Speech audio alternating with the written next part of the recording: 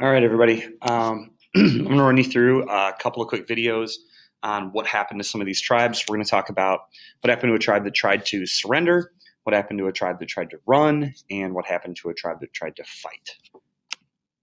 Now, we're going to start off with annoying noises, apparently. And really, honestly, what caused the problems between the Native Americans and the tribes dating back to discovery was really need for land. And in particular in the West, it was need for land with things like ranching and farming, and most in particularly, the biggest problems happened with mining. So in the Pikes Peak area, settlers found gold and silver. And so the motto became Pikes Peak or bust, which meant I'm going to get to Pikes Peak or I'm going to die trying.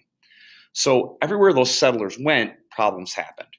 When gold gets discovered in the Pikes Peak area in 1859, people flocked to the area. Those people were called 59ers, just like in 1849, the California Gold Rush people were called 49ers. When the settlers moved to that area, they're looking to find gold and get rich or start a new life, build a house, maybe possibly put up a ranch. The problem was when about 100,000 miners show up at pretty much the same time, they move on to Cheyenne and Arapaho land, and the Cheyenne are not very happy about this trespass on their land. So the Cheyenne and Arapaho decide to resist the trespass and try to fight against the settlers who come into the area. As soon as the settlers feel threatened, they ask the government to send out army units. Excuse me. So between 1861 and 1864, the tribes battled against the army for dominance of the land. There's a couple of issues here. First of all, the battles come out to be mostly ties. Nobody wins, nobody loses. As a matter of fact, most of the time it's the army attacking peaceful settlements and the tribes attacking peaceful groups of settlers.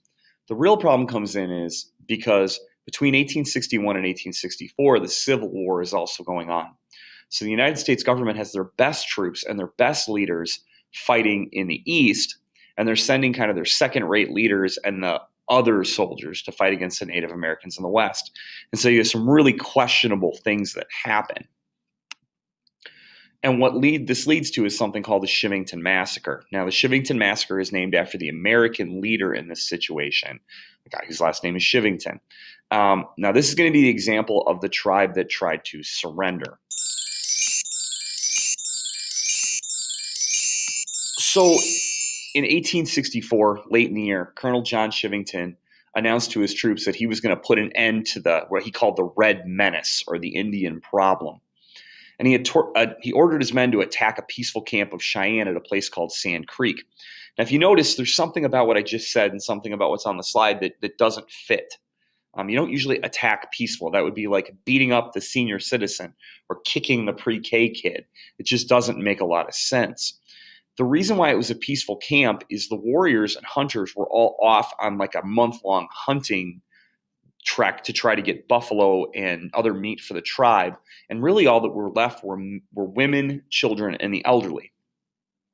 So when the troops approached the tribe, the Cheyenne, led by their leader Black Kettle, attempt to give up. Now, pretty universally, the way that you try to give up is you wave a white flag. The Cheyenne waved a white flag and also waved an American flag. Chivington told his men that they should attack anyway because it was probably just a trick and they were going to get attacked. Some of his men refused to attack and sat down. Others responded to Chivington's next order, which was kill and scalp all big and little.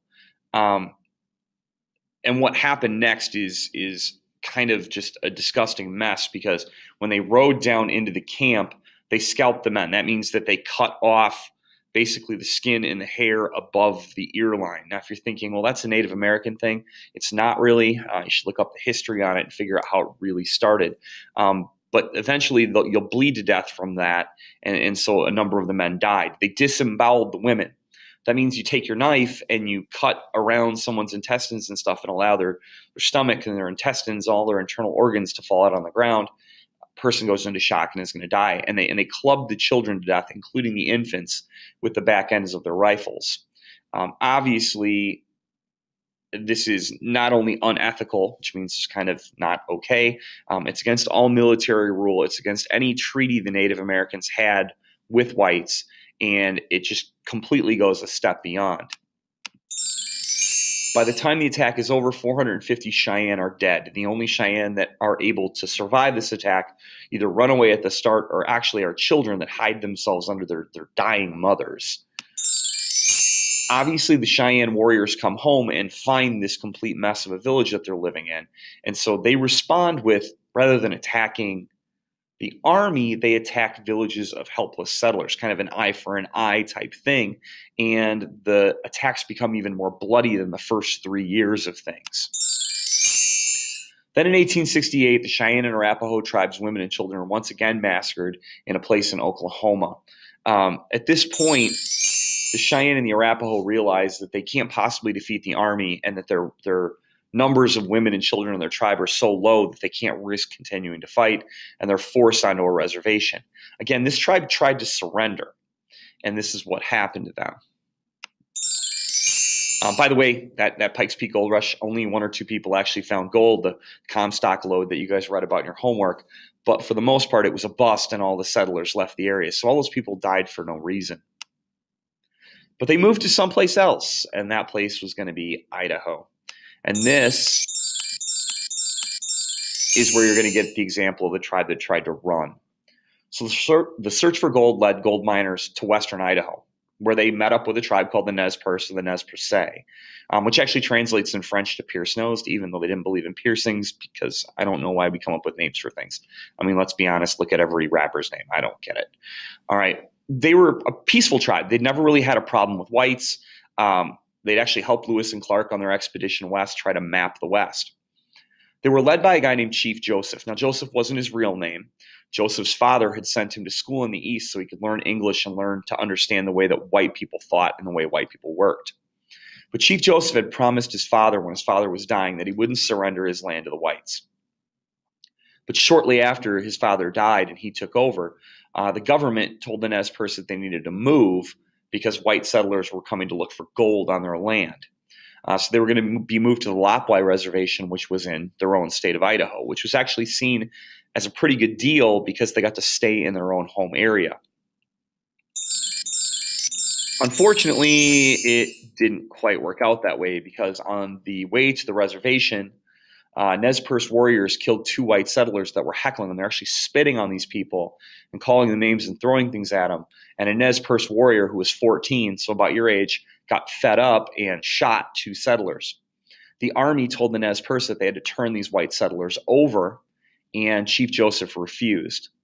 So what Chief Joseph ordered his tribe to do was to run for Canada. Now, again, knowing geography, it's not that far to get from Idaho to Canada. They believed that if they got to Canada, they'd be safe from the U.S. Army and could live in freedom. Over the course of about a month and a half, the U.S. Army chased the Nez Perce Indians toward Canada, and they captured them about 30 miles south of the border. The Nez Perce were starving. They were out of food. They had fought a number of small battles along the way against the army, and their stock of warriors had been depleted. Chief Joseph famously in his surrender speech says, "From where the sun now stands, I shall fight no more forever," meaning we can't possibly fight you. So we're going to stop and we're going to give up. As a punishment, the tribe was sent to Oklahoma. They had to walk the entire way from Idaho to Oklahoma. But Chief Joseph was split up away from his tribe and forced to live on the Lapwai Reservation by himself. He died shortly thereafter. On his death certificate, the U.S. government listed his cause of death as broken heart. The tribe still lives mostly today in Oklahoma. They're peaceful. Actually, the United States government recognizes almost all of their treaties with them and tries to take halfway decent care of them. But in reality, the way that they were treated for being a cooperative tribe was seen as very unfair at the time.